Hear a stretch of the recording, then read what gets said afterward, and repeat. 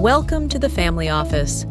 Planning for the people who matter most. Let's go to Minnesota. Speaking of getting to the bottom of things, look, okay, I knew there was some BS going on in Minnesota, but I did not know it until my brother-in-law was here. Okay. For Thanksgiving break. And like right on the first day he got here, it was like the day before Christmas, he goes, "Have you ever seen this guy named Nick Shirley?" And I'm like, "Who's this guy?" I start watching his stuff, and all of a sudden I go, You know they're debunking that whole thing, right? You do know that, right? you know, they tried to, but it's all legitimate. He pulled all the records from the state. He confirmed it. He had a source inside the legislator that was leaking him all the documents. That's how he got it all. I think the jury's still out, because when you look at the daycare footage and you look at the records. Now, let me be very clear again. I am not suggesting that there is not an existence of fraud that's taking place there. I'm not saying that at all. What I am saying, though, is that there has been a very intentional, united effort to make the situation look as if the governor wasn't aware of this years and years ago and hasn't taken steps to take steps and to take action to reduce the fraud and to eliminate the fraud. He hasn't. And one of the daycares that Nick Shirley went to, many of them, he went during hours where people aren't just going to let you walk into their facilities. If you show up at 11 o'clock saying, "Hey," and you've got 4 or 5 people with you and they've got cameras, you're not going to let them into the daycare. There's protection issues that exist there. And so the way in which he went into it was very, very problematic from the outset. And so then after that, you see people bringing their kids and you see people dropping their kids. After it went viral. Well, all I'm saying, no. The same day, bro, the same day, there were parents bringing their kids there and dropping them off and stuff like that. So the problem that I have is that we're very quick to jump and rush to judgment about the whole thing. Because when we talked about this on our previous episode, I was very clear to say, once the investigation has taken place and all of the facts come out, if what you're saying is true, there is a problem. Right now, all of the facts aren't out yet. And so what the problem is right now is that oftentimes, when you have so like here in this specific example, you have an entire group of Somalis that are being lumped in as if 90% of them are coming here to, suck off the teat of the government and take their money and send it back to a corrupt government. When the facts of the matter is that you have a long-standing history of your president taking up and commuting corruption and overlooking it and turning a blind eye on it over and over and over and over again. Do you know who Amy Bach is? Does that name sound familiar to you? It doesn't. Okay, so Amy Bach is the founder of Feeding Our Future. And if you, and I hope with the edit, they have a nice big picture of Amy Bach, because she is not Somali. And so what ended up happening is there was fraud, and she was the ringleader of this fraud that took place in Minnesota, and she was found guilty. And so Salim Saeed was also convicted. He worked with her, but she was the ringleader. It's so interesting that you don't know who she is, and most people don't know. And that's not an indictment on you, Chris. The fact is that if her name was Salim Saeed and she was the one that was running it, bet you would know exactly who she is. All I'm saying is that when judgment is placed on a group of people for the indiscretions and the problems that one person does, the whole group ends up paying the price. That's the main issue that I have. And so the other thing, like, for example, when you look at Trump's history and all of these people that are in his sphere that that end up getting let off the hook. For example, Philp S. Formas. Do you know who that person is? Have you heard his name? Probably not. He had a Florida nursing home and he was the executive of it. And his crime status is he was convicted in a major Medicare fraud and bribery scheme. And what happened? Trump commuted his prison sentence while leaving. Now, he did have the restitution that stayed in place, but he commuted his prison sentence. And so you have story after story. You know, Todd and Julie Chrisley, you probably know them because they were the ones who were holding the guns. Remember, they were the ones with the no, that's the show, the reality series. The reality show. Yes, exactly. Yes, I remember them. Yeah, man. So what happened? They had convictions, and they had over $18 million of fraud. What happened? Restitution, and he commuted their sentence and pardoned them.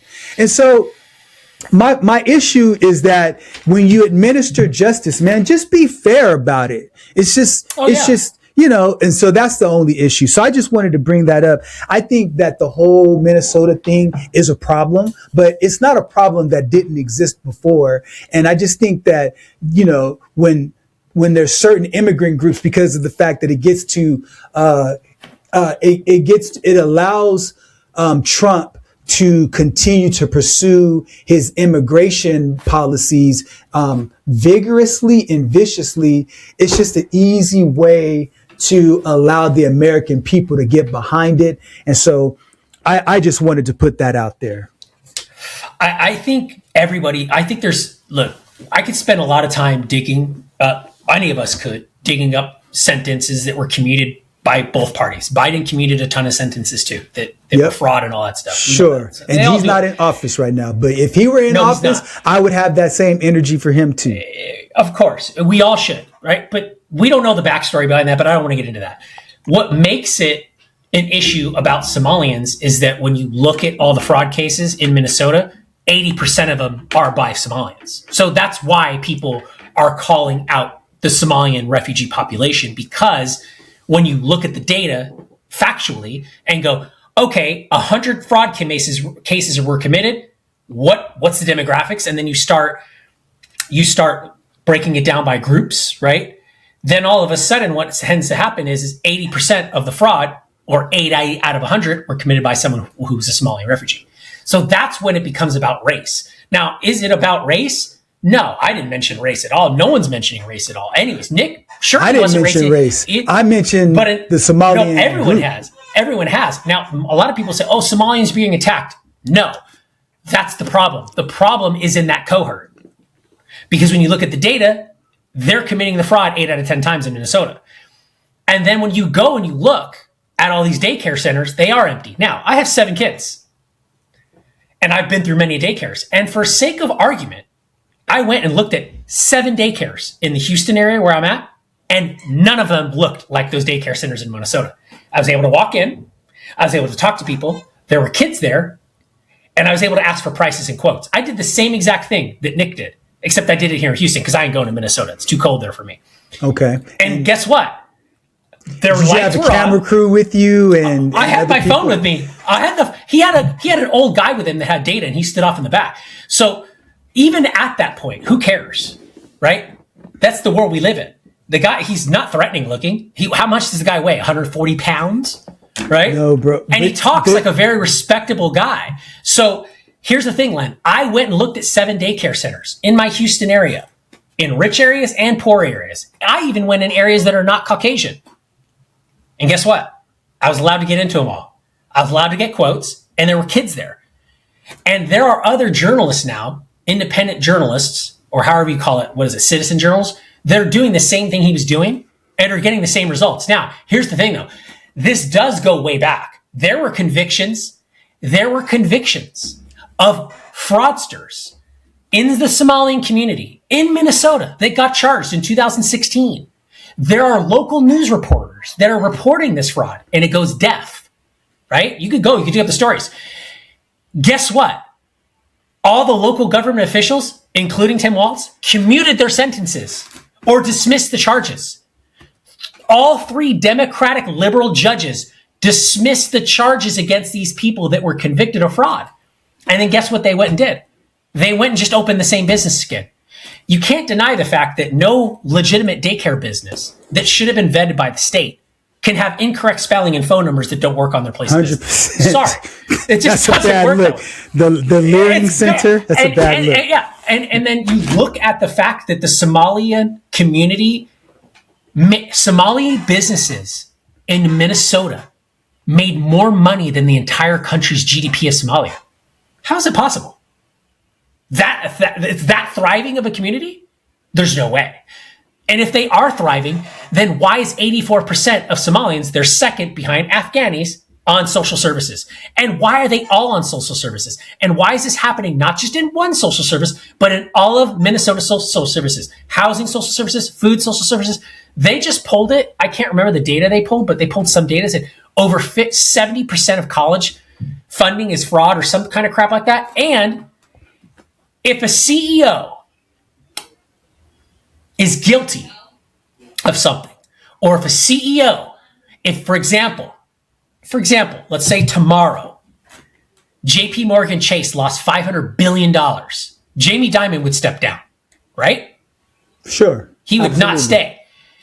Guess who stepped down today and said, I'm not running for re-election? Tim Walz. That's a blatant admission of guilt. Why? Because he knows he'll get killed in an election, because everyone knows the jig is up. He's got to get out now. Just like the Enron guys, just like the MCI guys, just like Newsom's getting ready. It's coming down to Newsom next. Yeah, he can't run, though. You saw the audit report. He's termed out. You saw the audit report, though, that just came out, the independent auditor in California. Mm-hmm. It's toast. Yeah. California is toast. And again, the level of fraud, waste, and abuse is not just, like I said, it's not just Somalians. That just means they just infiltrated that area and know how to do it. Right? They just know how to do it, because the way they do it is they go in a strip mall and they get a grocery store and a daycare and what was it? Oh, autism too. Did you know, fun fact, Len, that in the last 5 years, autism has increased by 130%? Mm-hmm. How is that possible? It's not possible. That just means that. You know why? Because Somalians opened autism health centers. Well, I mean, and guess what? Autism has gone up throughout the entire country. 100% it has. Of course. But I understand your argument. I definitely understand your argument. When you look at all the facts go together and they create a very, very daunting story. And then when you look at one of the final pieces and you look at the most amount of revenue that contributes to the GDP of Somalia, guess what? It's not made in Somalia. It's money coming into Somalia from America, from people wiring and money. So when you use the term industrial size, essentially what Somalians have able to do is the Somalians have been able to replicate the Italian mafia or the Mexican mafia, so to speak, in the United States, like the mafia ran in the United States. They've replicated it, except they're bilking social services. They're doing it at an even better level. They're not even doing it in businesses like the Italian mob would run the trash business and all that stuff. These guys, they're getting businesses, employing their people, staying under the government poverty line, and they're literally sitting in those places all day and signing people up for every social service possible. And then what they do is the grocery store sells the groceries to their own restaurant, and then their own people work for the restaurant that work for the grocery store that then work for the learning centers that work for the daycares, and all the kids get reported. And none of these kids are going there. None of them. It's a fraud. When you look at it, you go, you guys are pretty smart. The problem, though, is it's not a Minnesota problem. It's not a Somali problem. We can't hold them accountable for that. Now they did commit. It's the same thing as what we do in this country, which I think is backwards, Len. You'll probably agree with me. We don't punish the substance abuser. We reserve all that punishment for the drug dealer. Right? So again, we're not going to don't punish the Somalians who committed the fraud. We should punish them. But we should also, and this is where we don't punish the people who are supposed to be governing this. And this has been happening. So for example, California. So we haven't even talked about that yet. It's, what is it? Like 3 years in a row at a deficit. And now it's like what? Like 30, $40 billion of money they can't find that no one knows where it is. I know where it's at. It's in Nancy Pelosi's stock trades and Governor Newsom's businesses and his mansion and his lifestyle and his hair. That's where it's at. That's where all that money went. Len, high-speed rail in California. I've been talking about this since I started, since 2010, since 2008. You know, I sat with some of those people that work for the High-Speed Rail Commission getting paid $250,000, $300,000 a year just to kick people off their land for eminent domain. This is sad. So imagine, Len, if your house was eminent domain 14 years, 15 years ago for high-speed rail, and you still don't have a high-speed rail. Right? Yeah, it's a problem. But again, the mafia of California, the Democratic legislator, the fair, open election, California is closer to Venezuela than Venezuela is closer to Venezuela at this point. Realistically, if you look at California's ran the same way Venezuela is. The difference is Newsom can't stay in power because, thank God, California is part of a union called the United States of America. Otherwise, California would be the same damn thing. Everyone wants to complain about, Trump's going to run for a third term. Y'all ought to be worried about Newsom and Pritzker. Those two guys. Pritzker got to lose weight, and Newsom ought to wake up to reality. and Pritzker, when he's done losing weight, he ought to wake up to reality as well. Sorry, Pritzker, I was a fat boy at 1.2. You got to lose some weight, dude, if you're a government official. Sorry, dude. You should focus on your state that's in recession. So all of this stuff, and I speak so passionately about it in case you're watching this, that's no effect. By the way, Len and I are going to go have a fortune cookie at our favorite Chinese restaurant, Panda Inn, after this. I wish I was. I wish you and I could go to Panda Inn right now because I haven't had good Chinese food in a while. No doubt. But this is all geared towards the passion of this. If I'm this passionate, and by the way, if you felt me, I'm sweating right now, right? If I'm this passionate about it, how passionate must you be about a guy who's trying to raise 2 or 3 kids, 28, 30 years old in Minnesota on the balls of your ass, and you can't. And then all of a sudden, you see that social media video of, go ahead and work for me, white boy. Pay your taxes, or I'm going to, the Somalian guy. Yeah. What do you do? And then you see, and I'll throw it back over to you. You see Ilhan Omar, who was negative net worth 4 years ago. Now she's worth $30 million, or probably close to 10 or 20. And then goes, oh, yes, I own 5 daycares myself. Oh, man. I'm good. I think it's crazy because I live in Texas. Exactly why everybody wants to live in Texas. Exactly why Chevron and ConocoPhillips just said, bye, California, and went to Texas. Look, I would be livid and you see it. I would be livid. And then you see these government people, these officials. Oh, it's Tim Walz. We ought to be, and Ilhan Omar, both echo the same message. And I'll turn it over to you, Len. And Tim Walz, well, if we're looking at these people, we ought to lock up all the white people that commit crimes. It's white people. And then Ilhan Omar, what's the greatest threat to America? We should be scared of all these white people, these white men in America. Excuse me? I thought you were the party of non-racism. Yeah, I thought you were the party of tolerance. See, so you don't see any of that stuff. So we talk about all this stuff. Look, Ilhan Omar is a fraud. Tim Walz is a fraud. And the entire Minnesota legislature is probably a fraud, just like California. Okay. So I probably would say I agree with about 60 to 70% of what you've said in terms of the fraud, the waste and abuse that's happening in Minnesota. I'm not going to argue facts. I'm not going to do that because, the reality is the reality, regardless of what side of the aisle it falls on. And so the issue that I have, and I certainly want to move on to a couple of other things with the limited time that we have left, is that it's what happens. The history that America has is when a particular group of people get lumped in with the bad actions and the bad actors of individuals.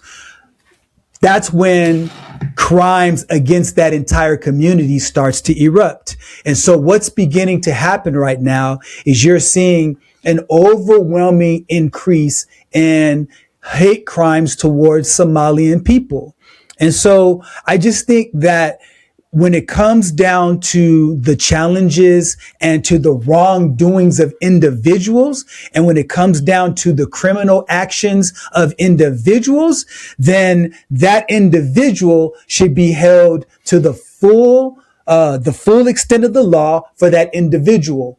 But what ends up happening, and this country has a history and a legacy of that, is that one individual, two people, three people, a community of people that legitimately did these wrong things aren't the ones that are the only ones that are being impacted. It's the entire group of people. And so in terms of what you talked about with regard to Ilhan Omar talking about white men are the problem, and Walt saying that white people are, I think that's a woke talking point that I completely disagree with, because it's just the antithesis of people historically saying grouping all black folks together. I have an issue with all of it. 100%. So what I think needs to happen is that those individuals that we've been talking about throughout Minnesota, they need to be held accountable. And we need to make sure that we're very careful, especially mainstream media, about how those stories are covered, because you'll always get fringe individuals that decide to take action on an entire group of people. And I don't like that, regardless if it's Somalian folks, women, white folks, black folks, Latinos, correct, Asians, Native Americans. Right. It doesn't matter. Right. And so we've got to be very careful about the rhetoric. And when I say we, I'm talking about mainstream media that has access to millions of people. They need to be very careful about the rhetoric on both sides, because all it does is creates division, and it creates a way and an excuse for some whack job to go out and do harm to somebody that's completely innocent and has nothing to do with it. So that's all I want to talk about that. I don't know, man. We don't really have a whole lot of time left, but I definitely, before we wrap up, I certainly want to talk about the Affordable Care Act and all of the things that's starting to happen with them right now. There's an enhanced ACA premium tax credit that expired on December 31st. And so you can't claim that for last year, or you can claim it for last year? You cannot. And so now, there's subsidized enrollees are going to see an average premium cost rise by 114%. And so the problem that I see, and I want to get your perspective on this, is that when the Republican Party ran the first time that the Affordable Care Act was enacted, they said it was terrible. They said that it was an indictment on the healthcare system because of the amount of money it took out of taxpayers' pockets. And then when Trump ran for his second term, he said that he had a plan that he was going to put in place. And so now he's been in office for an entire year. There's been ample opportunities to make changes to the Affordable Care Act. But up until now, I haven't seen one plan that supersedes and is better, that helps people have access to healthcare that are the less fortunate. Because again, you and I are going to be fine because we have the financial wherewithal to be able to have great healthcare and all of that. So we're talking about, the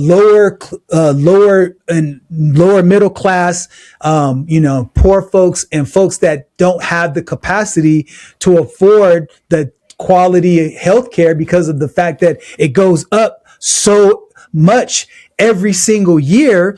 Without these subsidies, they're going to fall by the wayside, and people are going to go back and end up having different ailments like heart attacks and strokes and cancer, and end up with those types of ailments that are chronic. They're going to end up dying because they don't have the right type of health care. And so without a plan, I don't understand why they wouldn't just roll back and the existing plan for another year, kick the can down the lane for a year, just like you do with the debt ceiling, until you come up with the viable plan, even though you had, years and years to come up with the plan.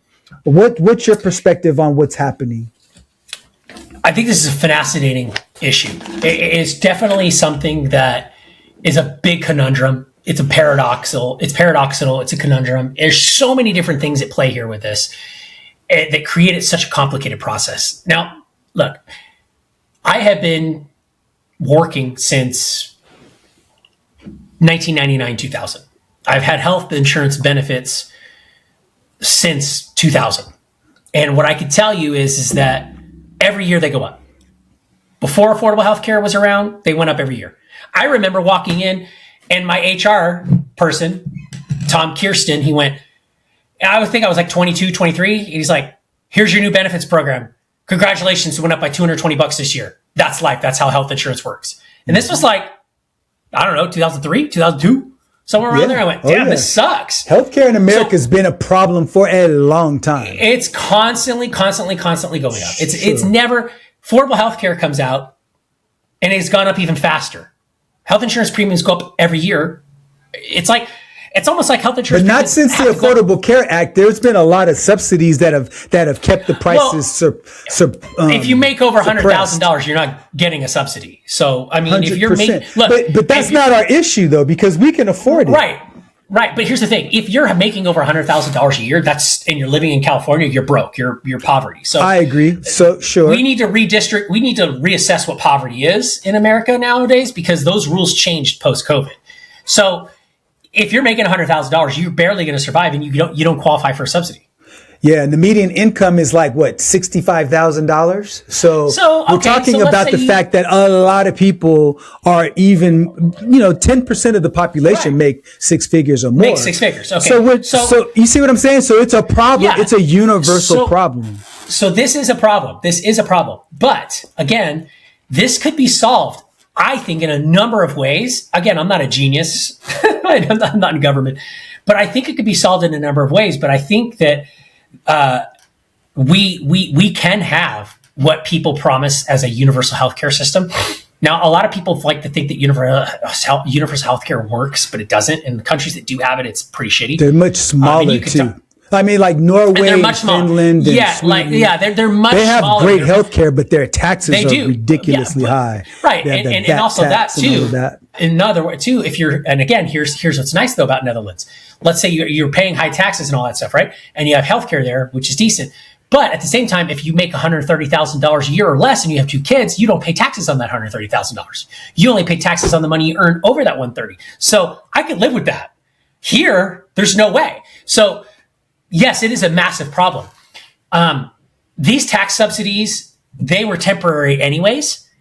And that's the problem. The problem is that nothing's ever temporary. Once it becomes a subsidy, it's always a subsidy. So these are COVID era subsidies that should have went away anyway. So the fact that they're going away, we could use the same argument. You knew these subsidies were going away. Everyone knew they were temporary. It was temporary. So you should have operated under the rule, not the exception, right? Which is they were going away.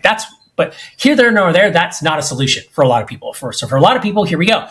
The government should not be making solutions for them. Instead, what the government ought to do is the government ought to balance the books, get the budgets correct, and return that sovereign wealth to the United States instead of foreign countries. And also, we should put a lock on immigration right now and make it very strict, like we used to do in the past, because we can't take anybody else in right now. We're seeing that. Inflation's higher in this country because we print a lot of money, but it's also high because we've taken on so many immigrants. Nobody thinks about that. Like everyone thinks that just because these immigrants get in, we're not going to feel it. I'm sorry, but if you gain 20 pounds, you're going to feel it. Well, it's just 10 pounds. You're going to feel it. So if you bring in, I don't know what's the number, how many hundreds of thousands of people came to America in the last 5 years, you don't think we're going to feel that? Of course we're feeling it. That's not the reason why that's not the reason why healthcare. Because they contributed so much in terms of right. That's not the money problem. To the economy. The problem is that this country is spending money foolishly.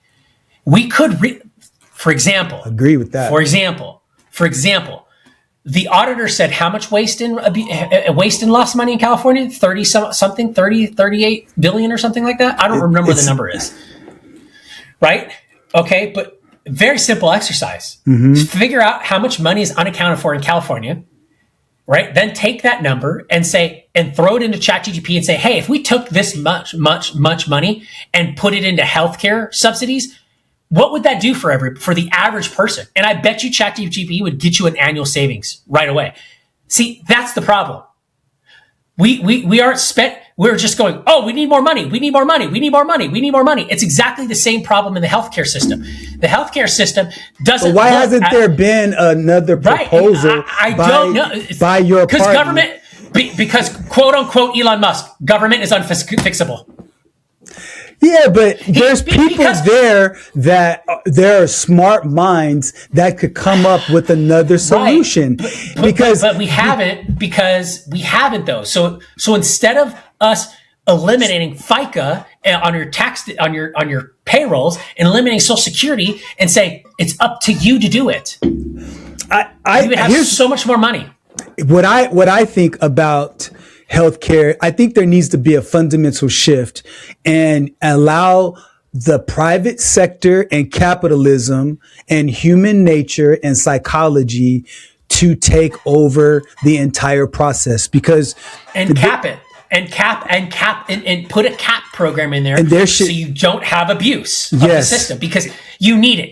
Look, I know that's anti-capitalism and I know that's anti-libertarian viewpoints, but there are certain things you have to put a cap on to govern human nature. That's exactly the point of the Constitution. I think you wouldn't necessarily have to put a cap on it, because if you had one institution that performs surgeries for, I think we've got a little bit of an overlap, but I think what's going on, Chris, is that if you had, let's just say, Kaiser that offered a surgery for, that's typically $500,000 for a heart surgery, right?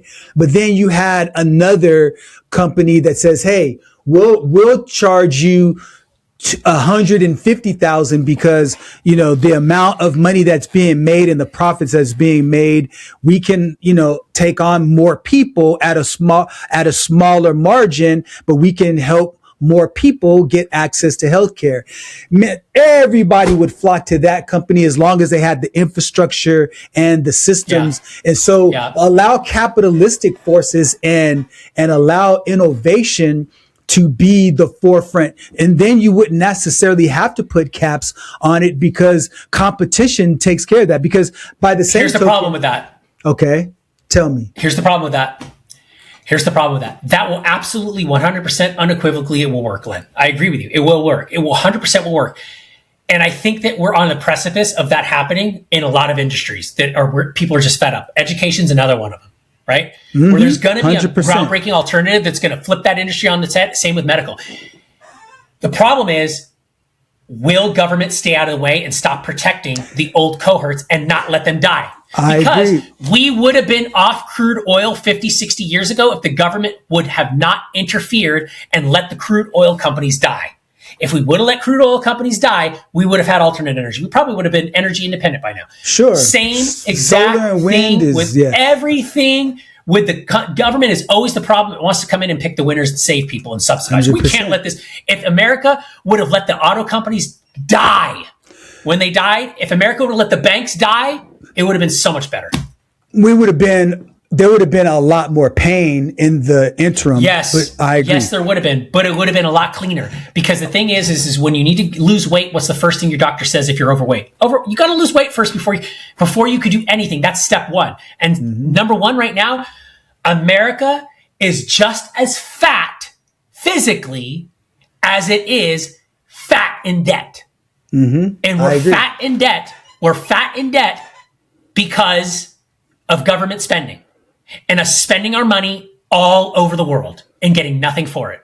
So including going and putting all of those ships in Venezuelan waters. 100%. Well, how much money did it cost us to steam those 3 aircraft carriers down to Venezuela for the sake of getting Maduro?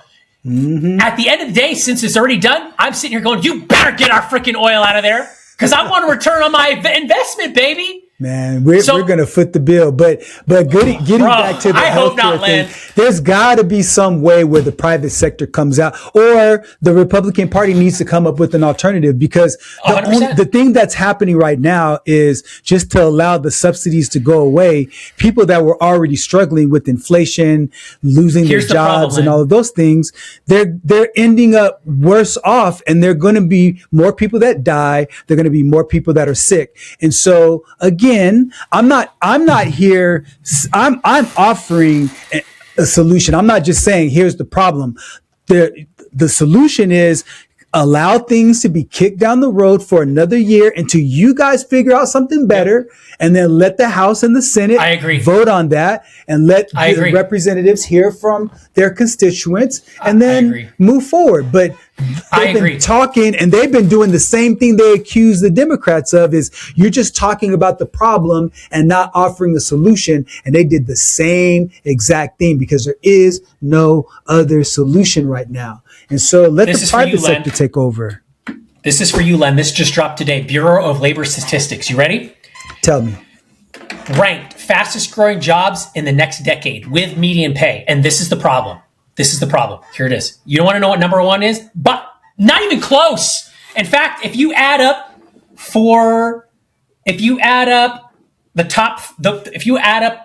number 2, number 3, and number 4, it's roughly equal the size of number 1. You know what it is?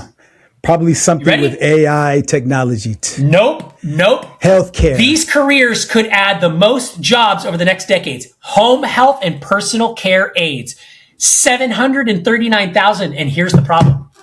The average salary, 34,000. That's the problem.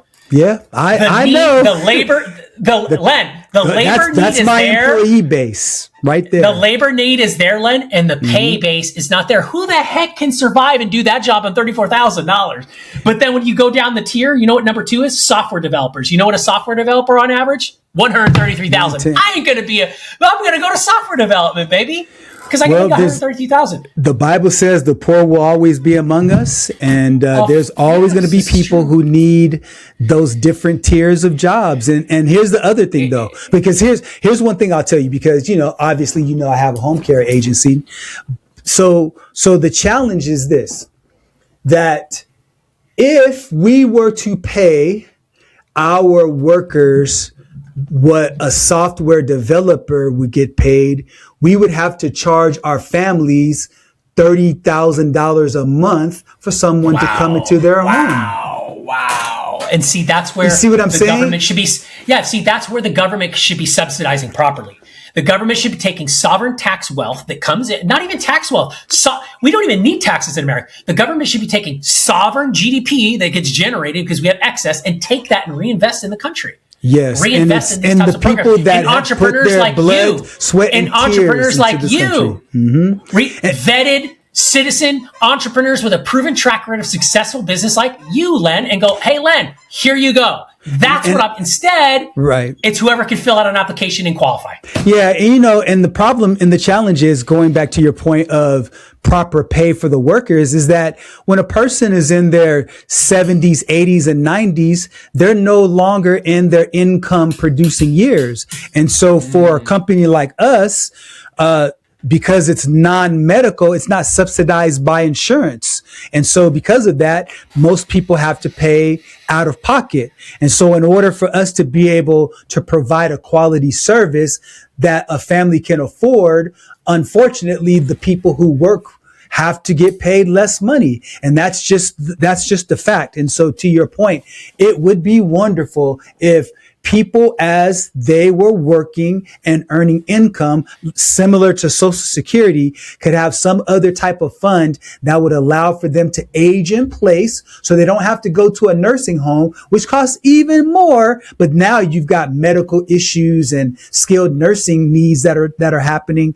And so if people were allowed to age in place, they would age more gracefully. They would age without the types of costs, the exorbitant costs that are necessary for skilled nursing types of facilities. Yeah. And it would be great.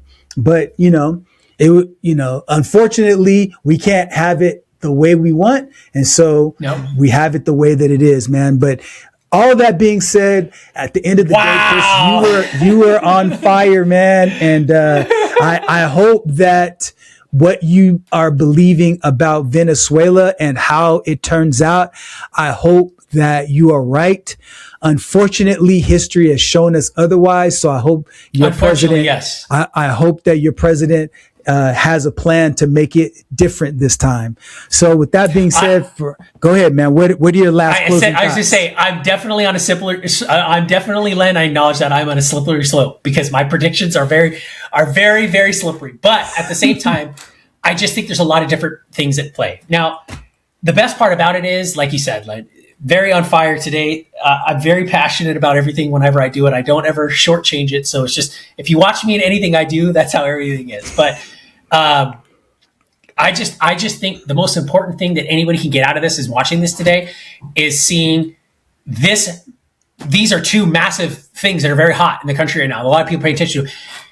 I just hope everyone was able to see this type of interaction because this is really what it's supposed to be. Because at the end of the day, your brain might be thinking more and my brain and Len and I's brains are thinking more about, okay, how do we really fix these problems and how can we get around them? And that's really what people ought to be thinking is, okay, we are not agreeing, but we both agree there's a problem. We both agree that it needs to be fixed. Okay, let's talk about it and then let's figure out and throw solutions on the table. And then at the end of the day, we can all see which solution is the best. That's debate and that's dialogue, right? And that's a conversation. And that's really the problem we have in America is we just keep picking these sides for the benefit of our own opinion and being right. And it's not about being right and wrong right now. It's about what's the most effective for everyone to be healthy and prosperous and not be pissed off at each other in America. Yeah. Len, and I think, and to piggyback on your point, I think what we need in America right now more than any other time is for people like you and I who fundamentally disagree to have a platform where we listen and process the arguments and the way the other person thinks so we can have a more clear understanding about our perspective and about the opposing perspective and do it in a way that's respectful and do it in a way that is open-minded to what the other person's saying. Don't think for 1 second that I haven't listened to what you said and processed what you said. And I also know you have listened to me and you've processed what I said. And then ultimately, hopefully time will show that some aspects of what you're saying is correct. Some aspects of what I'm saying is correct, but at least we can engage in an honest dialogue and not just live in our separate echo chambers and never hear each other's point of view. Yeah. You're absolutely right. And to reinforce what you said again about affordable healthcare subsidies, sign an executive order, figure it out. I understand it's more tax dollars. I'm not against that, or I'm not for it, but I'm not against it. But at the end of the day, the baseline is there's no reason why anyone living in America that's a citizen should go without healthcare. I'm sorry. There's 100%. It's just regardless whether you did it to yourself or not, because you drank and you smoked and you whatever it is you did, it's still fundamentally, we make so much money in this country. You should not be denied that. Just like you shouldn't go hungry in America either. There's just no way. There's so much money here. There's so much money. But the problem is that, again, term limits would eliminate a lot of this. But we're out of time, Len. And no doubt. Go ahead, Len. You were closing us out before I interrupt you to our next diatribe. It's all good, man. I'm glad that we can have conversations like this, and it's also good that we could vehemently disagree and very be very spirited in our perspective and still remain friends. And I hope that people out there will learn from what's being displayed on this platform. That's the reason why we do this. We do this so we can have honest conversations. And so we hope that you will like, comment, subscribe, and then find other people in which you disagree with and exercise the process of having conversations with somebody in which you disagree and learn how to do it in a respectful manner. So with that being said, Chris, man, until next time, it's always good talking to you, brother. And we'll talk soon. Happy New Year, everybody. Have a great one. Conversation has given you clarity on your next steps. Please share this episode with someone who's walking the same path. Don't forget to like and subscribe so you won't miss future episodes. And remember, planning ahead isn't just prudent, it's an act of care. Thanks for joining us, and we'll see you next time on The Family Office.